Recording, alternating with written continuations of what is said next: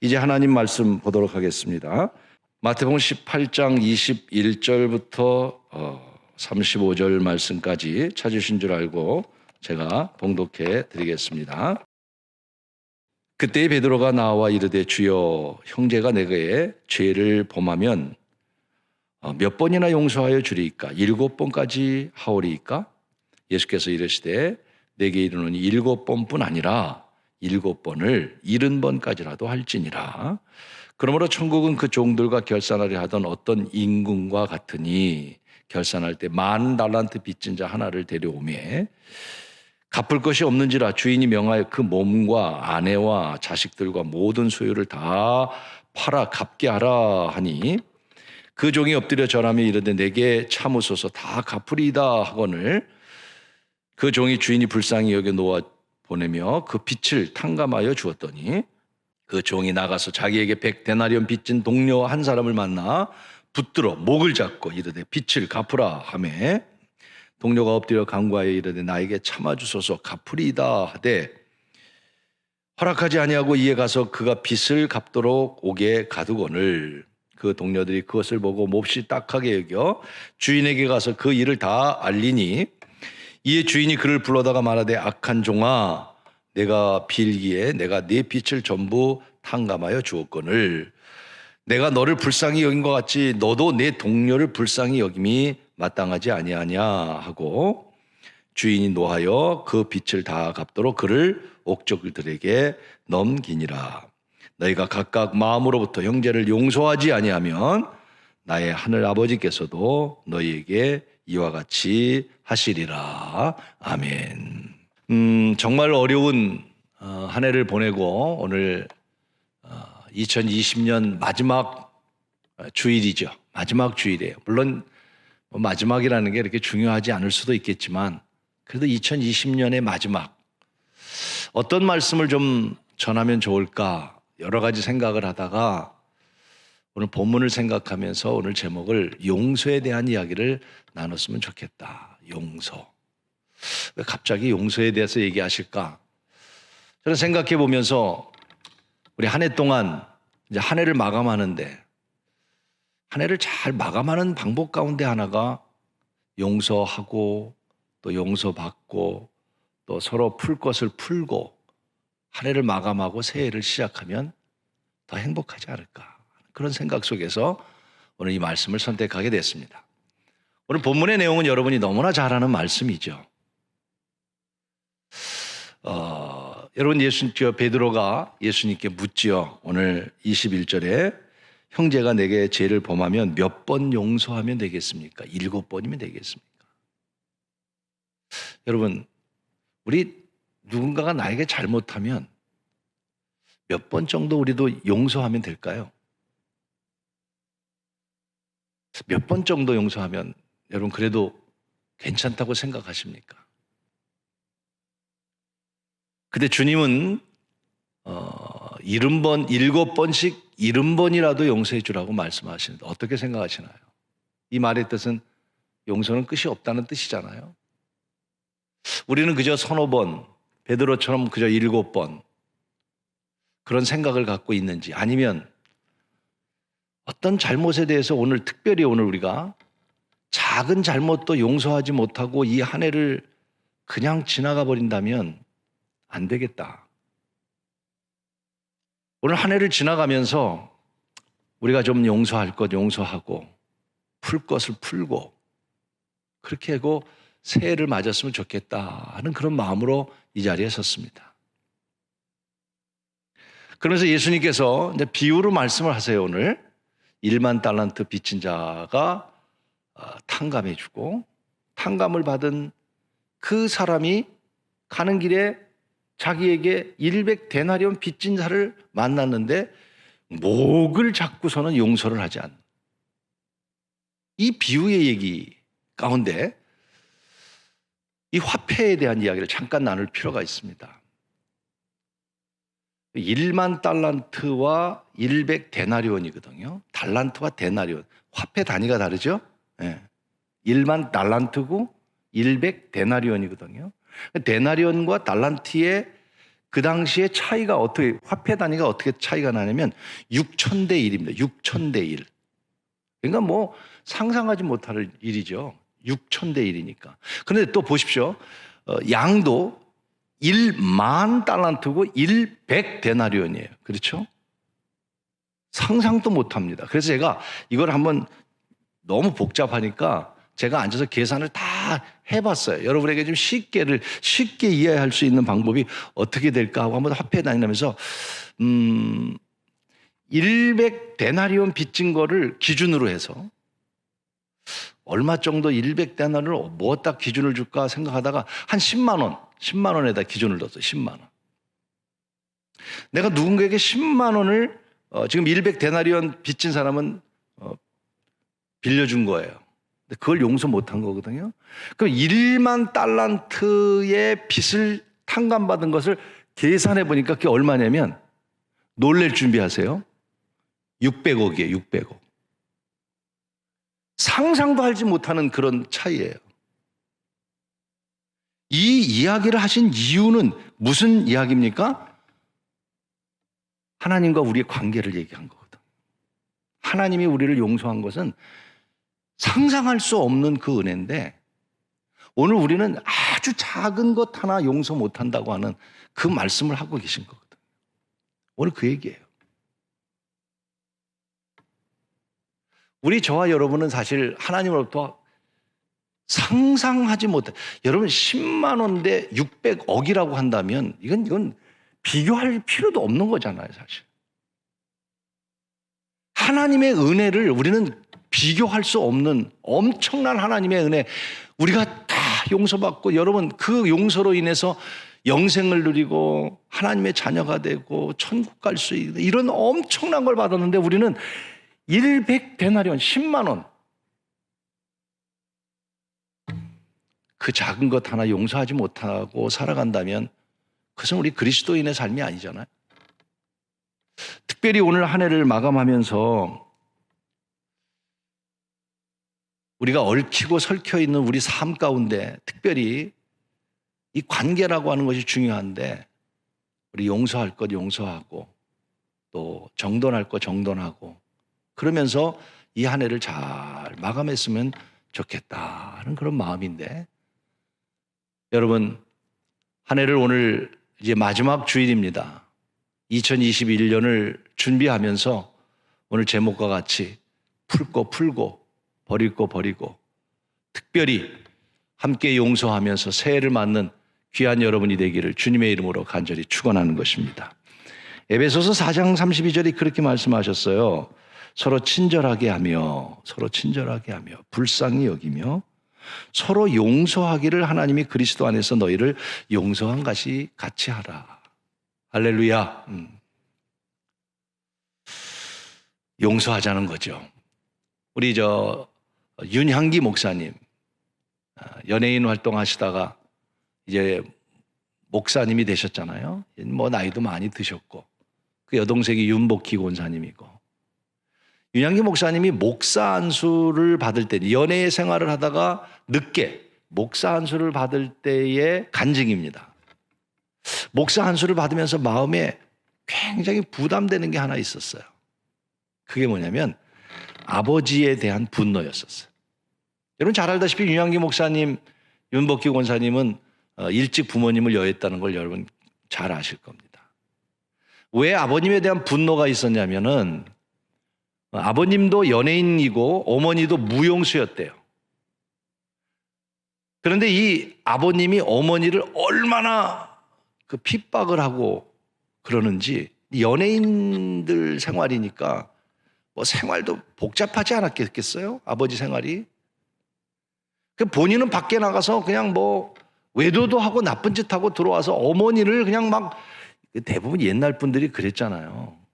옛날 분들 보면 요새는 그래도 연세 드신 분들도 아내들에게 참 잘하시더라고요. 그러나 옛날에는 근데 요새도 가정 안에 남편들이 그러는 분들이 겁없이 그러는 분들이 계시긴 하더라고요. 보니까. 그러면 안 되겠죠. 근데 과거에는 굉장했단 말이에요. 근데 이 아버지가 어머니를 얼마나 핍박했는지. 그 모습을 보고 윤향기 목사님은 아버지에 대한 분노, 그러다가 어머니가 병들어 돌아가신 거예요. 얼마나 증오감이 있었겠어요. 근데 아버지도 17살 때 이제 세상을 떠나는데, 세상을 떠날 때 예수님을 영접하셨어요, 아버지가. 그렇지만 예수님을 믿고 교회를 다녔지만 아버지에 대한 용서가 지워지질 않았어요. 동생 윤복희 씨는 미팔군에 가서 노래를 하고, 이제 윤향기 씨는 이제 작곡을 하면서 그 당시에 별이 빛나는 밤에, 여러분 기억하시죠? 별이 빛나는 밤에 거기다 작곡한 곡들을 많이 해설면서 유명해지기 시작하고, 그리고 이제 나름대로 연예인 활동을 하다가 그만 윤향기 목사님도 폐병에 걸리고 막 사랑하는 아내를 만나고 아내의 신앙 속에서, 신앙 가운데 눈물의 기도로 윤향기 목사님이 예수님을 영접하게 되고, 그리고 이제 영접하고 이제 목사님이 되게, 목사님 되기 전에 나온 곡이 여러분 아는 곡이잖아요. 여러분이라는 노래. 이 여러분이라는 노래가 유행가지만 여기에는 사실 그 윤향기 목사님이 그 마음이 담겨져 있고 주님을 향한 마음이 담겨, 그 노래 가운데 내가 마냥 괴로울 때면, 기억나시죠? 내가 위로해 줄게. 오늘 이 노래나 실컷 부르고 갔으면 좋겠던데. 내가 마냥 서러울 때면 내가 눈물이 되리. 이 주님을 향한 그 마음을 부른 거거든요. 근데 목사 한 수를 받으면서 아버지에 대한 용서가 안 되는 거예요. 막 발부둥치고. 그렇잖아요. 목사가 되면 그래도 뭔가 다른 삶을 살아야 되는데, 사랑을 얘기해야 되고 용서를 얘기해야 되는데 아버지가 용서가 안 돼. 막 용서가 안 돼, 기도를 해도. 그러던 어느 날 말입니다, 하나님이 자기와 같이 못난 놈을, 자기도 그렇게 많은 죄를 졌는데 하나님이 나를 용서해 주셔서 구원해 주셨다는 그 은혜를 다시 한번 생각하면서 막 눈물이 쏟아지더라고요. 나도 죄인인데 내가 누구를, 아버지를 용서하지 못한다고. 그러면서 눈물을 막, 아버지.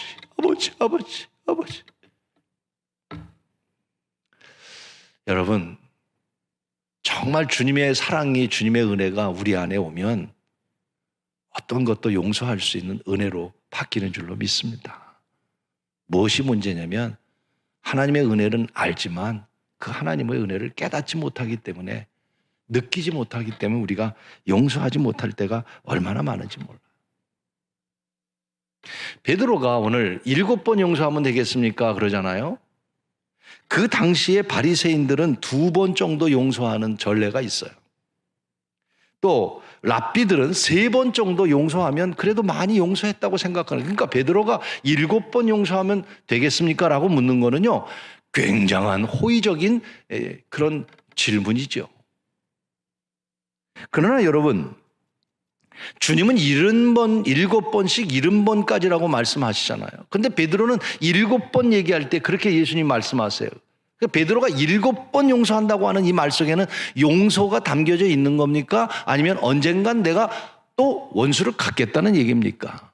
사실은 7번이라는 건 좀 뭔가 넓은 마음이긴 하지만, 그 7번이라는 숫자의 뜻은 뭐냐면 용서하지 않겠다는 거거든요. 언젠간 내가 용서하지 않겠다는 것이거든요. 그러나 주님은 7번이 아니라 70번씩이라도. 그 뜻은 뭐예요? 용서는 끝이 없는 거야. 그 말씀하신 거거든요. 오늘 한 해를 마감하면서 사실 용서라고 하는 것이 그렇게 쉽지는 않잖아요. 쉬운가요? 쉽지는 않을 거예요. 가족 안에서도 오늘 내가 상처가 돼서 용서하지 못하는, 때로는 내 남편을, 내 아내를, 또 자녀들이 부모에 대해서, 부모가 자녀에 대해서, 또 우리 지인들 간에, 친구 간에, 특별히 교회 안에서 용서되지 못하는 일들이 얼마나 많이 있습니까? 또 용서가 얼마나 어려운 일입니까? 그러나 오늘 한 해를 마감하는 귀한 이 주일, 저는 바라고 원합니다. 여러분이 완전히 용서하면서 다 용서가 될 수 있다면 얼마나 오늘 이 시간 감사하겠습니까마는, 그러나 오늘 이 말씀 가운데 주님의 말씀을 깊이 가슴에 담고 용서가 시작될 수 있는 은혜의 시간이 되기를 주의 이름으로 부탁하는 것입니다. 저는 이 말씀을 보면서 왜 용서가 되지 않을까? 또 바꿔 말하면 왜 우리가 용서해야 될까? 왜 용서가 안 될까? 오늘 이 100데나리온을 빚진 자가 왜 용서를 못했을까? 다시 말하면 용서해야 되는데 왜 안 했을까? 용서해야 될 이유가 뭘까? 저는 잠깐 생각해 보려고 합니다. 그 첫째가요, 27절에 보면 그 종이 주인이 불쌍히 여겨 놓아 보내며 그 빚을 탕감하여 주었으니 이렇게 말씀하잖아요. 이 말씀을 보면서 첫째로 주인이 베푼 은혜를 잊지 말아야 되는데 그 은혜를 잊었기 때문에 용서하지 못했다는 거예요. 우리가 용서해야 되는 이유 가운데 하나는 하나님의 은혜가 너무 크기 때문에 용서해야 된다는 겁니다, 여러분. 하나님의 은혜가 크기 때문에. 자, 오늘 1만 달란트 빚진 그 사람을 향해서 주인이 뭐라고 얘기합니까? 네 몸과 아내와 자녀들을 팔아 빚을 갚으라고 얘기했습니다. 이 얘기는 무슨 얘기냐면 이 1만 달란트라고 하는 빚은 엄청난, 가족 식구를 다 팔아도 감당하지 못할 엄청난 빚이라는 것입니다. 그러면 그 엄청난 빚을 탕감해 줬는데 그 은혜를 알았다면 용서하지 않았겠어요? 오늘 여러분, 정말 우리가 하나님의 은혜가 너무 크다고 느껴지면 남을 용서 못하겠어요? 하나님의 은혜를 정말 내가 받은 사람이라고 감격한다면 여러분, 웬만한 사람도 용서할 수 있어요. 바울이 그랬습니다. 바울이요. 바울이 뭐라 그랬냐면 죄가 있는 곳에 은혜가 있다, 이렇게 말씀하셨어요. 사도 바울이. 죄가 있는 곳에 은혜가 있다. 이 말은 뭐냐면 자기가 은혜를 받고 보니까 내가 너무나 많은 죄를 진 거예요. 응? 예수 믿는 사람들을 핍박하고 잡아 죽이고, 얼마나 그 가운데 하나님이 나를 선택해서 하나님의 종으로 불렀다고 하는 그 은혜가 너무 크니까, 죄가 있는 곳에 은혜가 있다고 하는, 여러분 죄를 지라는 말이에요? 아니잖아요. 내가 죄인이기 때문에, 난 은혜를 받았기 때문에. 그래서 바울은 자기 삶을 그렇게 살 수 있었던 것이죠. 첫째로요, 오늘 이 시간 여러분, 우리가 용서해야 될 강력한 이유가 뭐냐, 또 우리가 용서하지 못하는 이유 가운데 하나가 뭐냐, 똑같은 말이에요. 은혜에 대한 자세, 은혜. 여러분이 우리가 하나님의 은혜를 잊어버리면 용서 못하는 거예요. 그러나 하나님의 은혜를 오늘 다시 생각한다면 여러분, 우리가 조그만 작은 일 속에 서로 용서하면서 한 해를 마감할 수 있는 은혜가 있기를 주의 이름으로 축원하는 것입니다. 그렇죠? 두 번째로는 33절에 보니까 내가 너를 불쌍히 여긴 것 같이 너도 내 동료를 내가 너를 불쌍히 여긴 것처럼 너도 내 동료를 좀 불쌍히 여기는 것이 마땅하지 않냐, 이렇게 말씀합니다. 이 말이 무슨 뜻일까요? 왜 용서가 못했을까요? 자기를 모르는 거예요. 내가 너를 용서한 것처럼 너 자신을 알아. 내가 너를 용서했잖아. 너 자신을 좀 알아. 너도 그러니까 다른 사람 용서해야지 되는 거 아니야? 용서하지 못하는 이유가 뭐냐면 내가 누군지를 모르는 거예요. 여러분, 내가 누군지를 알면, 여러분이 누군지를 알면 여러분 자신이 알잖아요. 우리 스스로가 나를 안다면 여러분 자신은 여러분이 자신이 알 거 아니겠어요? 오늘 내가 나를 안다면 우리 가족을 용서하지 못할 수 있을까요? 우리 이웃을 용서하지 못할 이유가 어디 있겠습니까? 주인으로부터 1만 달란트라고 하는 엄청난 은혜를 받아서 내가 너무나 나도 정말 죽을 수밖에 없는 나를 살리셨구나.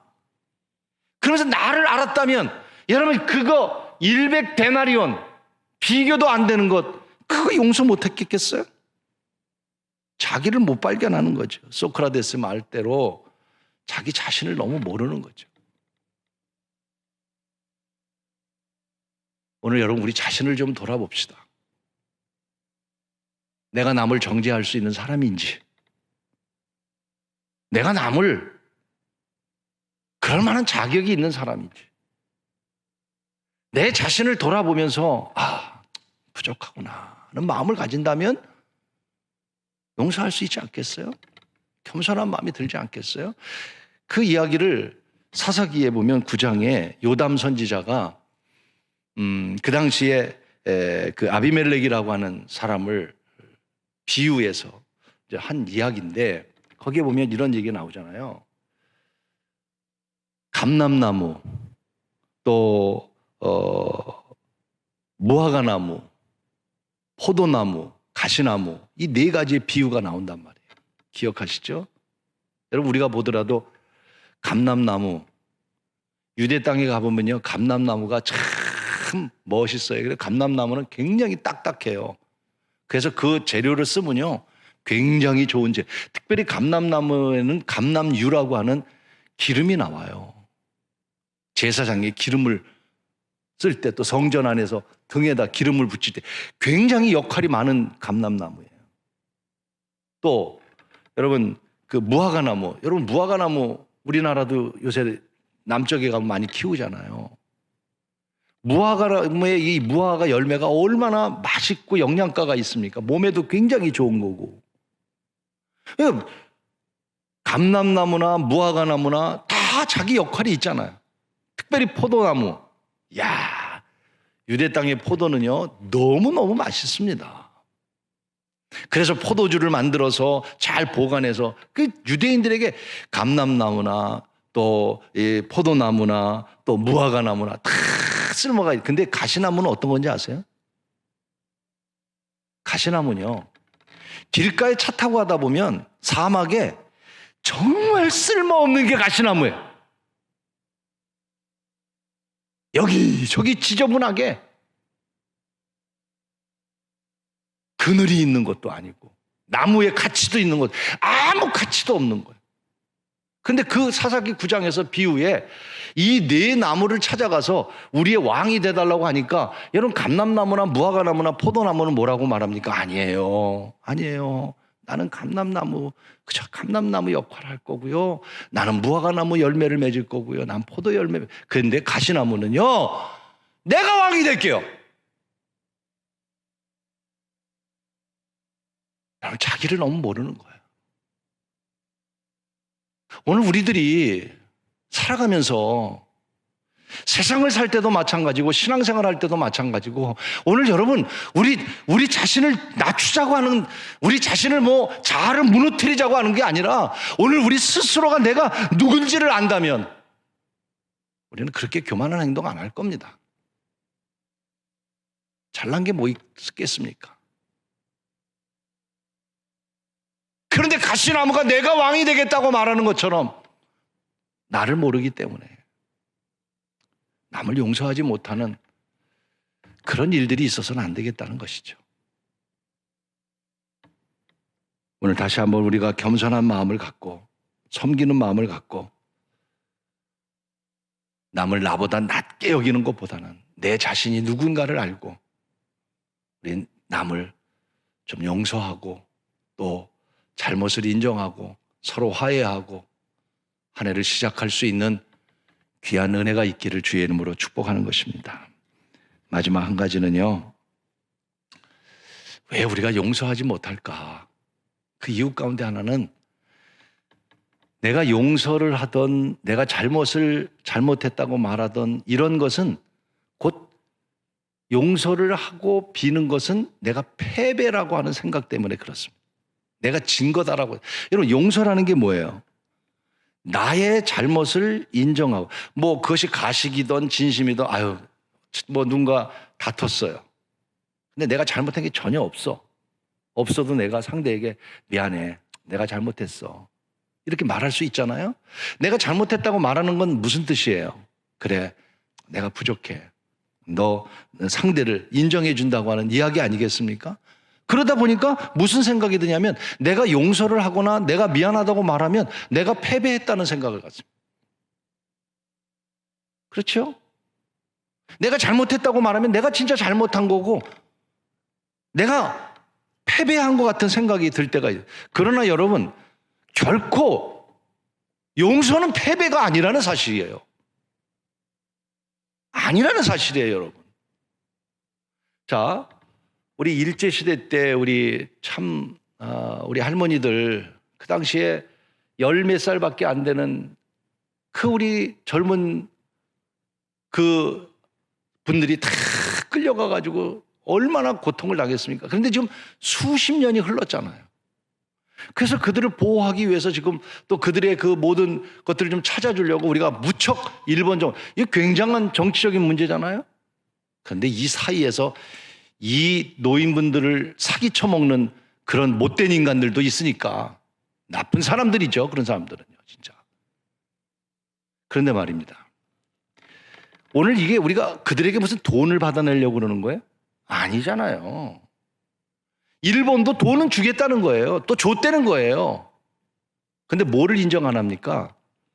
자기들이 잘못했다는 걸 인정을 안 하는 거거든요. 왜냐하면 우리가 지금 원하는 건 뭐냐면 너희들이 이걸 잘못했다고 인정하라는 거예요. 돈이 문제가 아니에요. 근데 인정을 안 합니다. 대가는 지불해 줄게.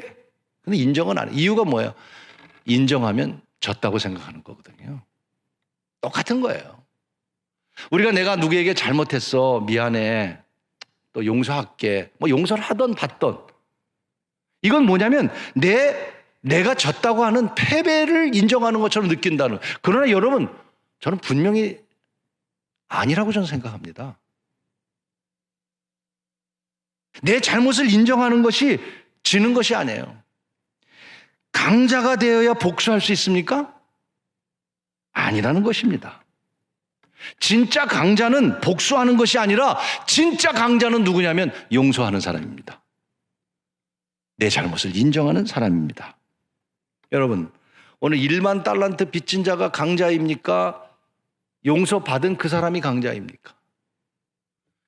1만 달란트 빚진 자가 아니라 1만 달란트 빚진 자를 용서해 주신 사람, 용서해 준 그분이 더 강자 아니겠습니까?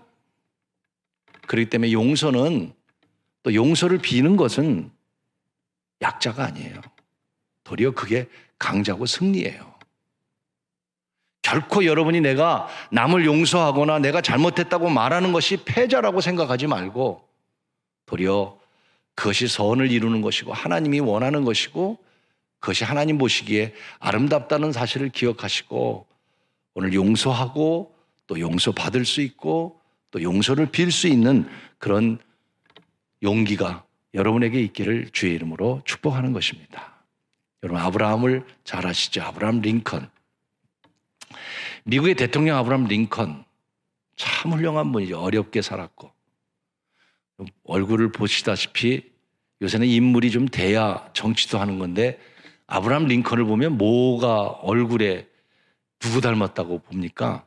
제 얘기가 아니라 아브라함 링컨은 털이 많이 나서 고릴라라고 그랬어요. 고릴라. 제가 한 얘기가 아니라 아브라함 링컨이 대통령에 출마할 때에 아브라함 링컨 대통령 사진을 다시 한번 올려보세요. 그 대통령에 출마했을 때에 이제 상대방 반대쪽에서 반대하는 사람들이 뭐라고 얘기했냐면 평생을 아브라함 링컨을 괴롭히려고 그랬어요. 그래서 아브라함 링컨을 그렇게 괴롭히면서 뭐라고 그랬냐면 고릴라를 보려면 아프리카에 가지 말고 저 일리노주의 스프링필드로 오면 오리지널 고릴라를 볼 수 있다. 이렇게 아브라함 링컨을 악평을 했어요. 아브라함 링컨이 대통령이 됐어요. 여러분 놀라웠게 아브라함 링컨의 신앙이 참 좋았잖아요. 매일 성경 읽는 분이었잖아요. 아브라함 링컨이 대통령이 되고 난 다음에 이제 새로 내각을 구성할 때에 가장 중요한 국방부 장관에 누구를 임명하냐면 아브라함 링컨을 고릴라라고 말한 그 사람을 국방부 장관에 임명을 합니다. 그리고 아브라함 링컨이 이런 얘기를 해요. 지금까지는 나의 적이었지만 이제 나의 동지가 되어주었으니 얼마나 좋은 일인가. 참 우리는 이해할 수 없는 그런 일을 합니다. 오늘 저와 여러분들에게도 그런 용서가 있어야 되지 않겠는가. 한 해를 마감하면서 요셉을 보세요. 요셉. 형들이 자기를 팔아서 애굽에 끌려가지 않았습니까? 그리고 수년이 흘렀을 때 요셉의 마음속에 형들에 대한 분노, 그 어려운 생활 속에서 견뎌나갔던 요셉의 마음속에 얼마나 분노가, 그러나 수십 년 후에 만났을 때 요셉의 마음은 어떤 마음이었습니까? 그런 형들을 보고 울었습니다. 용서했습니다. 이것이 주님의 마음입니다. 이것이 오늘 우리의 마음이 되어야 되는 겁니다. 요사이 흥행되는 단어들 가운데 보면 자주 듣는 얘기가 뭡니까? 인권. 인권을 이래야 된다, 저래야 된다. 정의가 어떠해야 된다. 평화, 평등, 자유. 그렇지만 여러분, 과거보다도 더 인권이 누린당하는 것 같고 더 평화가 없고 정의가 없는 거 아닙니까? 제가 잘못 보고 있는 건가요? 강조하는 것만큼 더 힘든 세상을 살고 있다고 생각합니다. 이런 얘기를 많이 듣지만 정작 사회는 악해져 가고 있지 않습니까? 그러나 용서라든가 사랑이라든가, 요새 크리스마스니까 좀 나눔이라는 말 조금 나옵니다. 희생, 헌신. 여러분, 솔직히 교회 안에서 사랑이 있습니까? 얼마나 있습니까? 사랑하신다고요? 우리 교회 안에서 나눔이 있습니까? 정말? 오늘 우리가 살아가면서 헌신하고, 교회를 위해서 헌신하고, 주님을 위해서 헌신하고, 이런 것이 얼마나 있습니까? 사실 찾아보기 힘든 그런 시대입니다. 그러나 우리는 크리스찬들입니다. 한 해를 우리가 마감하면서 다시, 특별히 여러분, 좀 풀 것을 풀고 한 해를 마감해야 더 행복한 한 해를 맞이하지 않을까 하는 생각을 갖습니다.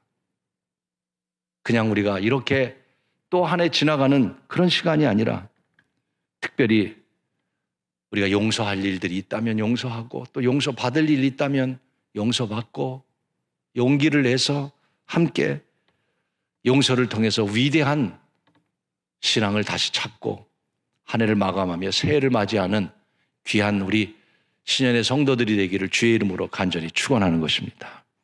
한 5년 전 기억나실지 모르겠습니다. 2015년도 6월달 저 미 동부 남쪽 사우스 캐롤라이나에 자그마한 흑인교회, 찰스턴 흑인 감리교회에 수요일 예배를 드리는데 한 청년이 총을 들고 들어와서 예배 드리는 사람들을 쏴 죽였어요.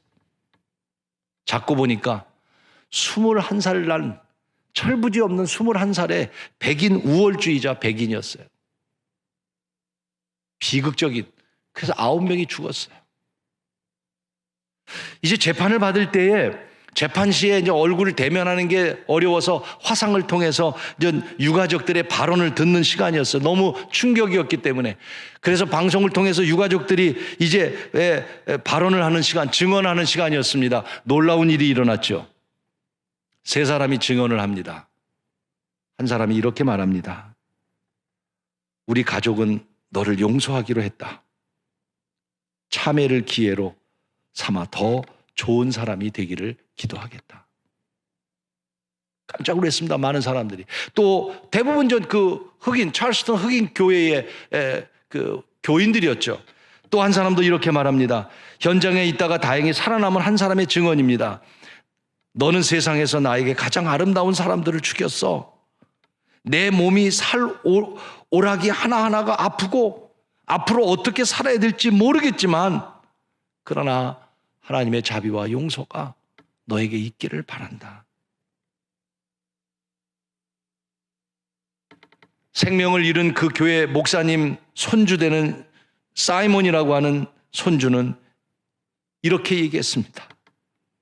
희생자들이 너의 증오 속에 죽었지만 우리는 너희를 위해 기도했고, 너를 위해 기도했고, 지금까지 사랑으로 살았으니 이번 사건도 사랑을 유산으로 남기고 싶다. 증오는 결코 사랑을 이기지 못하기 때문이다. 우리는 너를 이미 용서했다.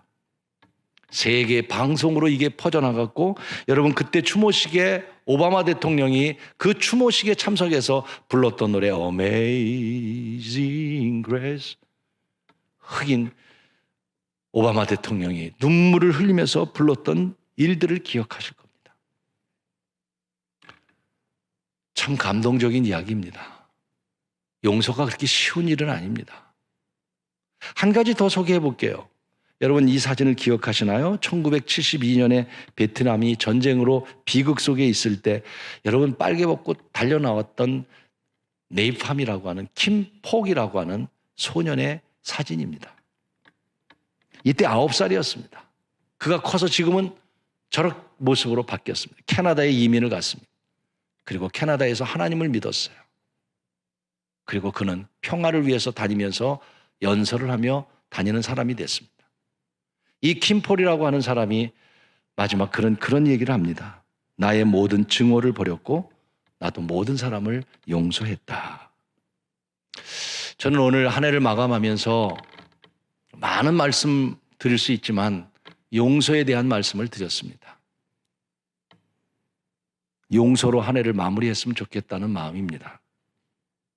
대부분 우리가 등을 지거나 말을 안 하거나 또 사이가 안 좋은 것이 어떤 큰 문제 때문에 그렇게 등을 진 거는 아닐 것입니다. 매우 사소한 일들일 것입니다. 또 여러분이 우리가 등진 그런 사람들이 먼 사람들이 아닐 겁니다. 대부분 가까웠던 사람들일 것입니다. 그렇죠? 자그마한 사소한 일, 말실수 때문에, 작은 오해 때문에 큰 죄도 아니고 뭐 나쁜 죄도 아닌데 또 나하고 거리가 먼 사람들도 아닌데 가까운 사람들이었는데 오늘 우리가 서로 용서하지 못하고 또 서로 잘못했다고 말하지 못하는 그런 가운데 한 해를 마감하고 새해를 맞이한다면 우리 마음은 무겁지 않겠습니까? 저는 여러분 가운데 혹 그런 등을 지고 있는 분이 있다면 전화로 또 만날 수 없다면 문자라도 서로 보내면서 한 해를 마감하며 서로 인사하고 내가 너를 사랑한다. 함께 이러면서 한 해를 마감하고 정말 우리 교인들 한 사람 한 사람이 서로 용서하고 한 해를 마감하고 새해를 맞이한다면 2021년 새해에는 더 좋은 일들이 여러분들에게 차고 넘치게 될 줄로 믿습니다. 그 마음으로 이 한 해를 마감하는 여러분이 되기를 바랍니다.